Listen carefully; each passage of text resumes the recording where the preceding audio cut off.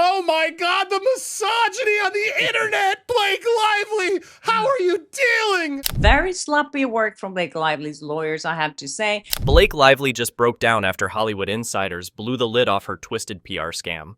Built on illegally snatched data, fake media spins, and a smear campaign storyboarded by Ryan Reynolds himself. Meanwhile, let's ignore the fact that it's actually her husband who's doing all this with a power trip. Now she's using lawsuits, subpoenas, and celebrity clout to silence critics and force the world to like her. One well-placed insider, he told Blake, stop defending yourself and start fighting back. So, here we are. Blake Lively. The picture-perfect, Pinterest-approved Hollywood Golden Girl is finally cracking. And not because her movie flopped, but because her real-life performance just got exposed. And let's be honest, the act is old. The matching couple outfits, the carefully curated Instagram posts, the overly scripted banter with Ryan, all of it has always smelled a little too polished. But now, the polish is peeling. And what's underneath? A whole lot of legal chaos, an industry-wide eye roll, and about $40 million in PR panic spending. They're saying, if you don't believe Blake Lively, you're anti-feminist. If you don't believe Blake Lively, you're anti-women, and you are a woman hater and a misogynist. Because yes, Blake Lively is now neck deep in lawsuits that are dragging her through every mud pit in Hollywood. And before you say this is all just mean gossip, no. We're talking legal documents, insider reports, leaked subpoenas, and headlines from actual major outlets. This isn't your standard celebrity drama.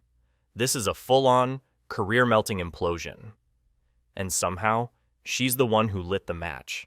That gives me kind of hope that a lot of people are seeing through this whole scam that they're doing right now, trying to convince people that there was SH on the set and that there was actually a smear campaign. Let's start with the basic truth. Her reputation, cooked, done, finished.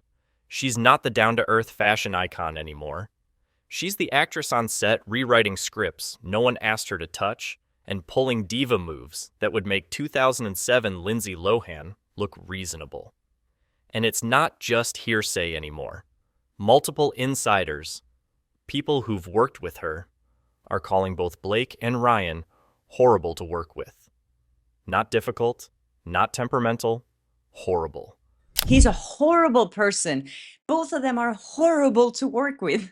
And I was like, wow, she said that in front of a lot of people.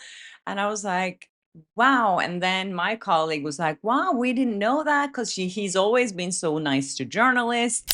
The same Ryan Reynolds who built an entire brand around being the funny, self-deprecating everyman, turns out that was an act too. The guy's being slammed by people inside Sony, yes, the actual studio, for being arrogant and manipulative. A Sony rep didn't even hold back. They said, and I quote, "He's horrible too." Imagine how insufferable you have to be for Sony, a studio that works with divas daily, to say that out loud in front of industry professionals. Ryan is a nice guy, that's what we thought. I did not know that people in the industry did not like him. And Blake? She's worse. She allegedly hijacked production on It Ends With Us, rewriting scenes, ignoring collaborators, acting like it was her personal project, not a team effort. And what's wild is, this isn't speculation anymore. It's industry consensus. People on the inside are done pretending. The PR curtain has finally fallen, and what we're seeing is not some misunderstood sweetheart. It's someone who steamrolled her own film and then tried to sue her way out of the backlash. And then the Sony rep said, at least she's not as bad as Blake Lively. And then my colleague said, it's so weird that Ryan Reynolds is married to her. What does he see in her? She's so horrible. And then the Sony rep said, he's horrible too. He's a horrible person. And then there's the PR spin.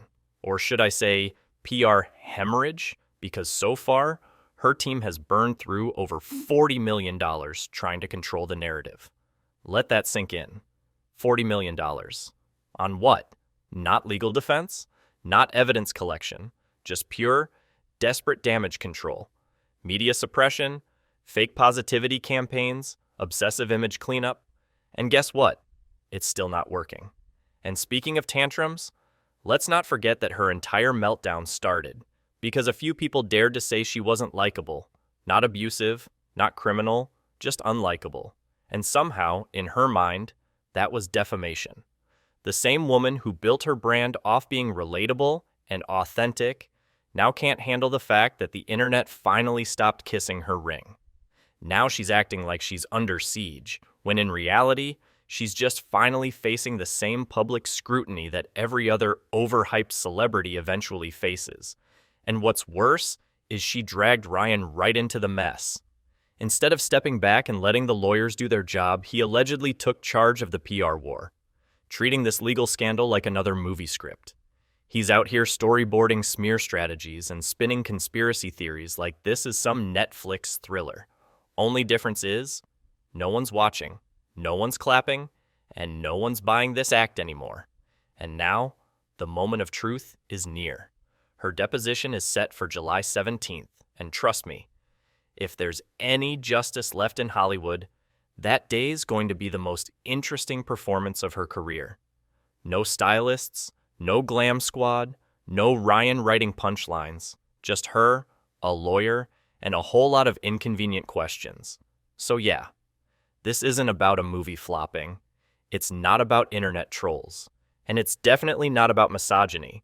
This is about someone who thought they could game the system, weaponize the media, and bully their way into being liked. And now the mask is finally falling off.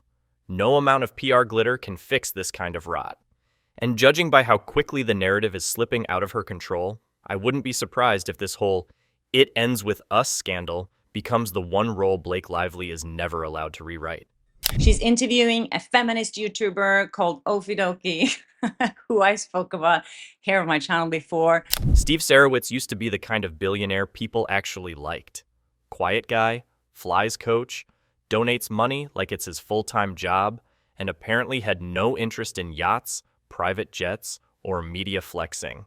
And yet, thanks to Blake Lively's courtroom circus, he's now another burned-out casualty in a story that has absolutely nothing to do with him, except that her ego made him a target.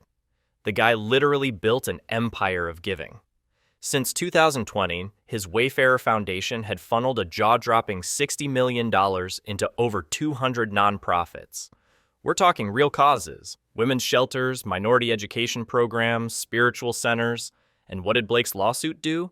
It didn't just cause him a PR inconvenience, it brought his entire operation crashing down.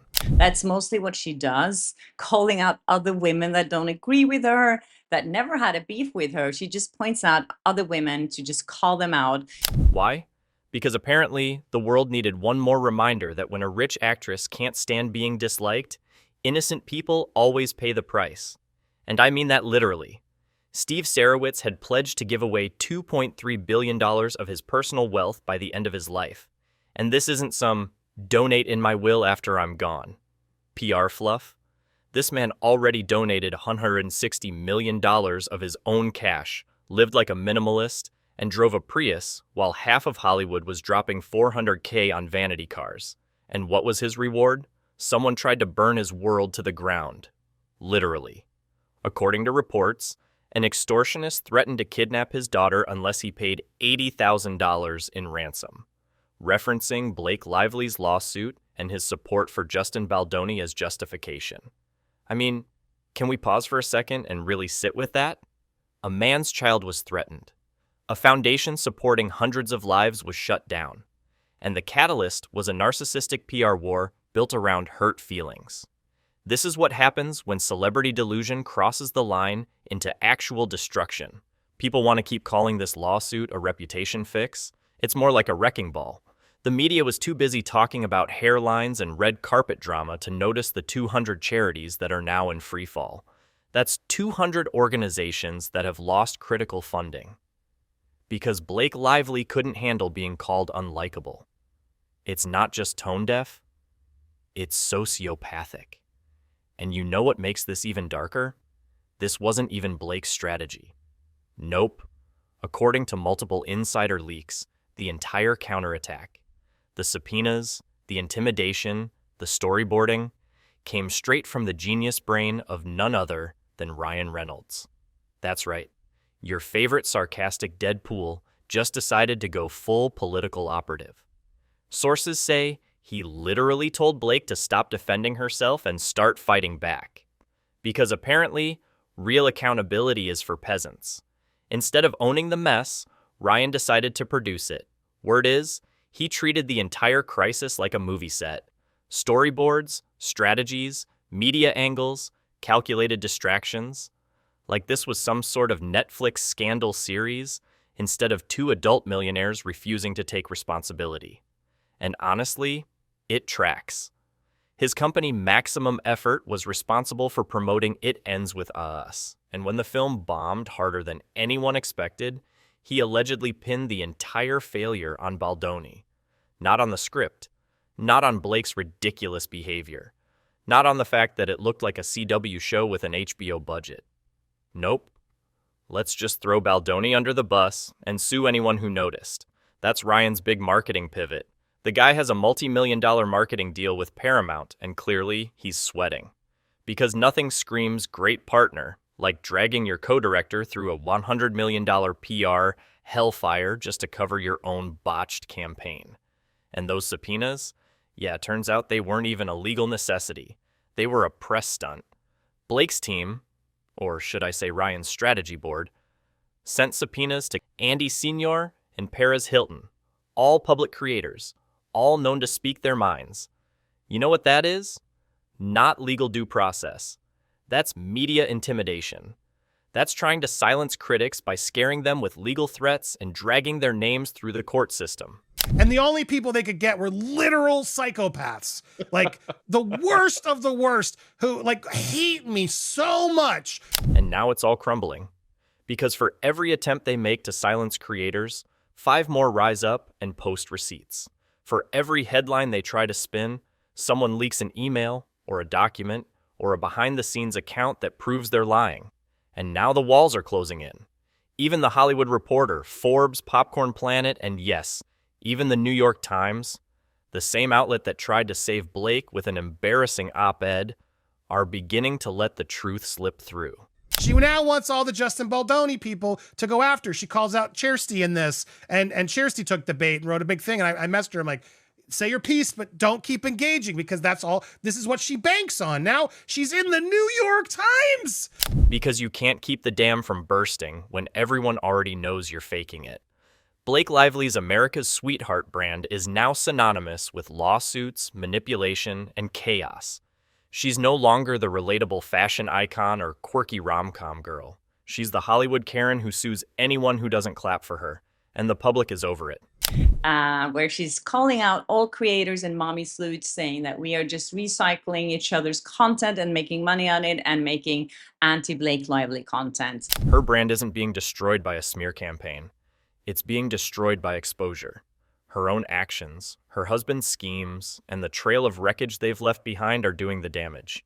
Every time her team tries to silence the noise, they make it louder. Subpoenas? Backfire. Hit pieces? Backfire. PR control? Backfire. The narrative is spinning out of their hands so fast they can't even keep up. And it's about to get even worse, because Blake's deposition is locked in for July 17th.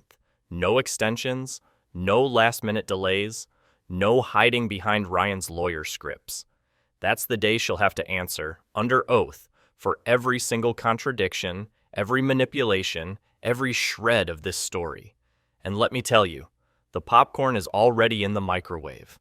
And just when she thought she could outlast the backlash, here comes the next storm. Her trial is set for 2020, which gives the internet 2 full years to keep pulling receipts, digging up lies, and dragging her PR team through every corner of public scrutiny. The story won't die, because it doesn't need to be invented. It's writing itself in real time. Because you remember, Kat, you know how ugly and gross it got during the Depp trial. Are you surprised to now see her back in it, playing the same old tactics, but now getting to use the New York Times? And despite all the noise, all the desperate interviews, all the carefully filtered content Blake's been churning out, The people have made up their minds. This isn't a witch hunt. It's a reckoning. And if this was just about restoring her image, she wouldn't have burned half the industry to try to win. She wouldn't have shut down charities, she wouldn't have endangered families, and she wouldn't have weaponized her husband like some PR attack dog. This was never about justice. This was about power. Keeping it, faking it, abusing it. But guess what? You don't get to bully your way back into likability. You don't get to play the victim after throwing the first punch. And you sure as hell don't get to silence the world just because it finally saw who you really are. Because there is a reason why my interview went viral. People were reacting to it. People called out Blake Lively as a bully. So let's talk about Blake Lively's so-called case. You know, the one built on virtue signaling, victim tears, and conveniently edited narratives?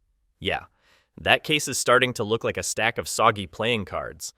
And now one email thread might be enough to make the whole thing collapse. Here's the headline. A judge just gave Jennifer Abel the green light to unseal private communications between Stephanie Jones and Blake's team. That's right. After months of stonewalling and legal tap dancing, the walls are finally closing in. And if what insiders are whispering turns out to be true, then Blake's entire lawsuit isn't just weak. It's potentially built on illegally obtained evidence. Apparently, Stephanie Jones, the same woman Blake's team has relied on for proof, handed over her entire phone's data before there was even a subpoena issued, which in legal terms is less oopsie and more straight-up evidence theft. No court approval, no authorization, just hand it over and hope no one notices. Well, people noticed, and now the court is digging into it. You'd think someone in Blake's $1 million legal squad would have said, hey, maybe we should wait until this is, legal. But no. They were so thirsty for dirt that they jumped the gun and grabbed it anyway, and now that move might invalidate their entire case. If the court rules that this material was accessed illegally, and it's looking very possible, then every accusation built on top of it gets tossed out. Every harassment claim, every smear campaign angle, gone. Poof. Disqualified like a cheater in a rigged race. And let's be real. Stephanie Jones has got to be sweating bullets right now. She's not just a witness anymore. She's the key to Blake's last-ditch defense. If it turns out she did hand over that data improperly, she's looking at real consequences. Not just for herself, but for every person who tried to build a legal narrative out of stolen receipts. This isn't he said, she said anymore. This is emails and file logs and metadata, and the court is watching closely. But hey, if you thought that was embarrassing, wait till we get to Blake's favorite newspaper. Yep, we're talking about the New York Times, the same paper that supposedly stands for facts, journalism, integrity, all that jazz. Except in Blake's case, they've been acting more like a confused middle school gossip blog than an actual newsroom. Because here's what happened. Back in 2020, before Blake ever filed her lawsuit, the New York Times ran 2 separate hit pieces trashing her. Not politely, not subtly, we're talking full-on roast mode. They mocked her personal brand, dragged her for tone-deaf promotions, called out her Betty Boos campaign and her laughable wardrobe choices. They even covered the behind-the-scenes chaos on the It Ends With Us set, where Blake basically tried to hijack the entire movie and rewrite it like she was directing. And then, months later, the same outlet had the nerve to run a guest op-ed defending Blake, pretending that all this backlash came from some misogynistic underground smear campaign. Like, girl, you were the smear campaign. The Times already shredded her image. They were one of the loudest voices in the public takedown parade. And now they want to act like they're defending her from it? It gets even worse. That guest op-ed, it was written by someone who had a history of beef with YouTubers and Johnny Depp supporters. Totally impartial, right? Not at all. And the source they used for that article? An anonymous Twitter account run by a literal minor. You can't make this stuff up. This was their smoking gun. A ghost account on the internet with no credibility, no verification, and no accountability. And then they wonder why people aren't taking their reporting seriously. But wait, it gets even more hypocritical. The Times ran that op-ed accusing critics of being part of a misogynist ecosystem. You know, because if you say Blake's not likable, it obviously means you hate women. But these same journalists were the ones who published every single accusation and criticism long before any lawsuit existed. So what exactly are they defending her from? Themselves? 2 months ago or something, when she was also the feminist who came up with this new term to describe what we're all doing. She's calling it the misogyny slop ecosystem. Blake's narrative falls apart the second you look at the receipts. And speaking of receipts, the internet had her number way before this lawsuit even dropped. Let's take a walk through Reddit, shall we? A full year before Blake sued anybody, Reddit was already dragging her. Multiple threads, thousands of comments, all saying the same thing. She's rude to fans, she's fake in interviews, and her whole relationship with Ryan Reynolds feels like one giant photo op. None of this was some coordinated campaign from Baldoni's team. It was public opinion, real people, real experiences, real frustration. There were already viral clips of Blake being dismissive and smug. Comments from stylists and crew calling her difficult, image-obsessed, entitled. People were saying she was a nightmare to work with long before a single legal doc was filed. But instead of listening, Blake doubled down. Instead of taking a hard look at herself, she blamed the backlash on a smear conspiracy. As if the internet just woke up one day and decided to hate her for no reason. No, Blake. People didn't turn on you because of some secret plan. They turned on you because they saw through the act. And now, with every new development, the mask just keeps slipping. And just when you think she couldn't alienate more people, she decided to pick a fight with her own crisis team. Because Blake didn't just go after critics, she went after the guy who was supposed to help her survive this disaster. Jed Wallace, a well-known PR consultant who was hired to clean up her mess. But instead of protecting him, she demanded access to his entire client list, a move that violates NDAs and jeopardizes every celebrity he's ever worked with. Think about that. This guy's job is to help people through scandals, and now Blake's dragging his name through court and threatening his entire career. Why? So she can prove that maybe, just maybe, someone once said something critical about her online? If you don't think this is going to blow back on her, you're dreaming. Because those other clients, they're powerful, and they don't appreciate having their private dealings aired in public just because Blake got her feelings hurt. She just made enemies with the people who actually know how to control narratives. And if you know anything about Hollywood, that's a war you don't want to start. Meanwhile, even her own publicist, Leslie Sloan, is now fighting in court to get her legal bills reimbursed. The woman Blake hired to manage her brand is out here scrambling to cover her own costs. The infighting isn't just visible, it's humiliating. This isn't a PR crisis anymore. It's a full-blown implosion, and Blake is the one lighting the match over and over again. She came into this thinking she could sue her way back into public favor, that if she shouted misogyny loud enough, people would forget all the real reasons they stopped liking her. But all she's done is expose herself. The fake narratives, the media manipulation, the shady legal games. And now, the same people she depended on are either distancing themselves or flat out turning on her. Because when your legal team's collapsing, your crisis manager's career is on the line, your publicist is filing motions for reimbursement, and Reddit has already canceled you a year in advance. Maybe the problem isn't a smear campaign. Maybe the problem is just you. And if you're as done with the fakery as we are, hit that subscribe button, because the truth isn't going anywhere, but Blake's image sure is.